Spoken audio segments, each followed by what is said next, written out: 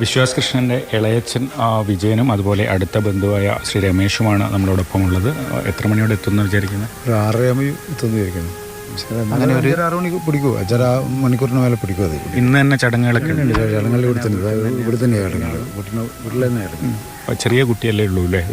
കുട്ടിയാണ് 3 വയസ്സിൽ ഒരു അംഗനവാടി പഠിക്കുന്ന കുട്ടി, ആ കുട്ടിയാണ്. ഭാര്യ പോസ്റ്റ് ഓഫീസിലാണ് വർക്ക് ചെയ്യുന്നത്. ഇവിടെ തന്നെയാണ് ഭാര്യ വീട്. ഇതാണ് തൊട്ട് മുന്നിൽ തന്നെ കാണുന്നതാണ്. വിശ്വാസ് എന്ന് പറഞ്ഞാൽ ഗൾഫിൽ പോകാനൊന്നും പ്രത്യേക താല്പര്യം ഉണ്ടായിട്ടില്ല.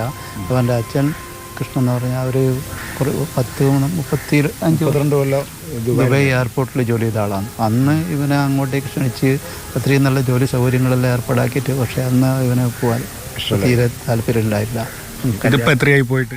8 മാസമായിരിക്കും. ഇത് പ്രശ്നം ഉണ്ടായപ്പോൾ നിങ്ങൾ അറിഞ്ഞത് എങ്ങനെ? മൂപ്പരെ കിട്ടാണ്ട് കിട്ടുന്ന ഇപ്പോഴത്തെ വാർത്താ മാധ്യമങ്ങളും മറ്റേ വാട്സപ്പും കാര്യങ്ങളും. ഇപ്പോൾ പിന്നെ കുടുംബം ഡെയിലി ഭാര്യയും മക്കളുമായിട്ടുള്ളതൊക്കെ കാണാൻ വേണ്ടി വാട്സപ്പ് ചാനൽ ഇതെല്ലാം ആയിട്ട് ബന്ധപ്പെടുന്നില്ലേ. അപ്പം ഇത് ബന്ധപ്പെടാതിരിക്കുമ്പോൾ വീട്ടുകാർക്ക് ഉണ്ടാകുന്ന വിഷമങ്ങളും. അപ്പോൾ പിന്നെ ഇതൊന്നും ഇന്ന് ആർക്കും എവിടെയും കോൺടാക്ട്സ് കണ്ടവനുണ്ട് അവിടെ. നാട്ടിൽ എല്ലാ കാര്യത്തിനും മുന്നിട്ടിറങ്ങിയിരുന്ന ആളായിരുന്നു. ഒരുപാട് വലിയ സുഹൃത്ത് വലയവുമുണ്ട്.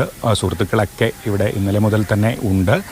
വീടിന് മുന്നിൽ തന്നെയാണ് മൃതദേഹം സംസ്കരിക്കുന്നതിനുള്ള ഒരുക്കങ്ങൾ ചെയ്തിട്ടുള്ളത്. വീട്ടിന് മുന്നിലെ വളപ്പിൽ തന്നെയാണ് സംസ്കാര ചടങ്ങുകൾ നടക്കുക. എത്ര വൈകിയാലും ഇന്ന് തന്നെ ചടങ്ങുകൾ പൂർത്തിയാക്കാനാണ് തീരുമാനിച്ചിരിക്കുന്നത്. എന്തായാലും വലിയ ദുഃഖത്തിലാണ് ഈ നാട് മുഴുവൻ.